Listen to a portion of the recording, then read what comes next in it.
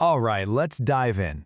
We're going to take a massive, sprawling, player-driven story of urban horror and boil it all down to its raw chronological core. This is the history of a vampire pack, a group forged in violence and bound by blood, and it all kicks off with a pretty dark prayer. So this line, it's from the very first sermon our characters hear together, and it's basically their mission statement. It's this belief that their vampiric curse isn't some weakness. No, it's a tool. It's power. A gift from the original murderer, Cain himself. And you gotta understand, this isn't just some background lore. It's the twisted philosophy that's gonna drive every single bloody choice they make from here on out. Okay, so, Chapter 1, The Birth of a Sabbat Pack. And let's be clear, this is not a friendly team-up. In the Sabbat, you don't choose your friends. Loyalty is consecrated. It's forced upon you in a sacrament that binds total strangers into something way more intense than family. And they don't get a say in it. And the way they do this is with a ritual called the Valdery. Now, this isn't just symbolic. This is powerful, straight-up blood magic. It creates this supernatural bond that forces loyalty and even empathy onto a group of individuals who would, honestly, probably kill each other otherwise. For the Sabbat, it's a weapon. It's how they create fanatically loyal soldiers. For this group, it's about to be the only thing holding them together through the absolute chaos that's coming. So who exactly is in this new, messed-up family? Well, you've got Sharp, the quiet planner, Talon, who's way more comfortable with animals than people, Yana, the scientist who sees a dead body and gets excited about the forensics, Rosh, who is, well, the name kind of says it all, and Norex, the mystic who's always listening to things that aren't there. Yeah, a real well-adjusted crew. So picture this. Each one of them drinks from a chalice filled with the mingled blood of their new packmates. But as the cup gets passed from one to the next, it never runs dry. It just magically stays full. It's a pretty terrifying symbol of their new bond. Unending, unbreakable, and totally inescapable. They are one now. And that new bond? It gets tested immediately. The Sabbat leadership doesn't exactly give them a honeymoon period. Nope, they get a mission, effective right now.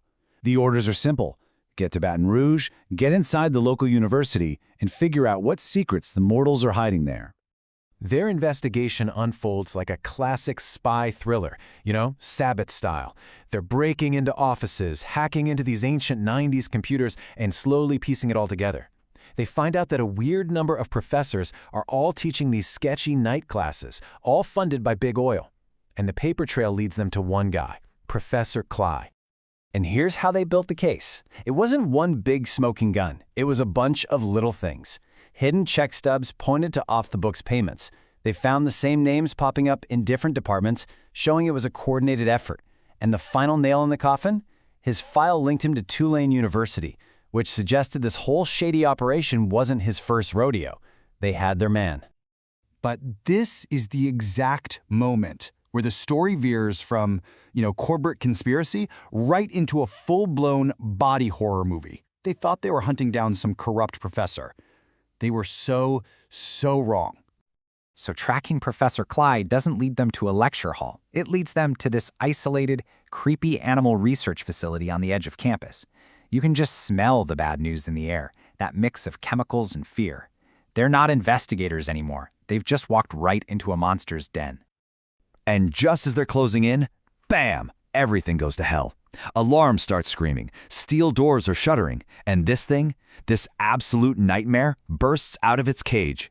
It's a grotesque mix of man and beast, a were-rhinoceros. Yeah, a literal tank of muscle and rage, and it is trapped in the hallway right between them and their only exit. In a moment of what I guess is pure, desperate courage, or maybe just stupidity, Sharp decides to become the target. He just opens up with his submachine gun, not trying to kill it, just trying to make it mad, screaming this challenge to draw its attention away from everyone else. It is a truly awful plan.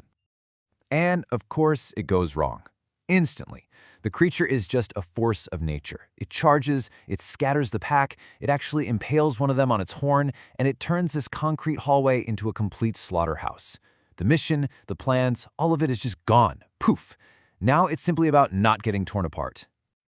Their escape is just pure, improvised chaos. While Sharp keeps the monster busy, Yana, ever the scientist, is frantically whipping up some kind of chemical weapon from her supplies. They don't beat the thing, they just barely manage to run, scrambling out through an animal paddock into the dark as police sirens start screaming in the distance. The mission is a total failure. Baton Rouge is a bust. They are now officially on the run. And that failure? It totally changes them. They're not Sabbat agents with a mission anymore. They're fugitives. So they leave the calculated conspiracy of Baton Rouge behind them and head east, straight for the neon lights and the total lawlessness of Biloxi, Mississippi.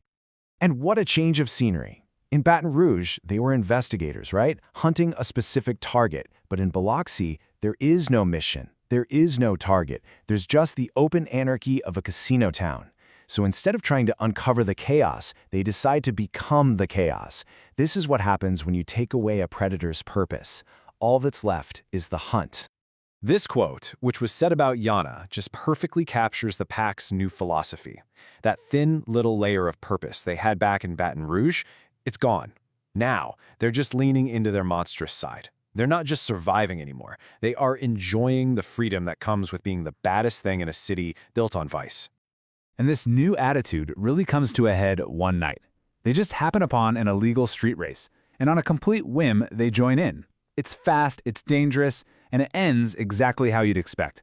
Another driver loses control, flies off the road, and dies in a fiery wreck. Just a brutal, senseless death. And how does the pack react to this tragedy that they helped cause? Pure, absolute joy. They're hooting and hollering, just high on the adrenaline. Yana is ecstatic because, hey, fresh corpse to look at. This isn't a mission anymore. This isn't survival. This is just their idea of a good time. It's a brutal sign of how far they've fallen, or maybe how much they finally embraced what they really are. So, they survived their baptism by fire. They escaped a monster, and they found a new chaotic purpose for themselves. That bond, forged in magic, wasn't tested by loyalty. It was tested by total failure.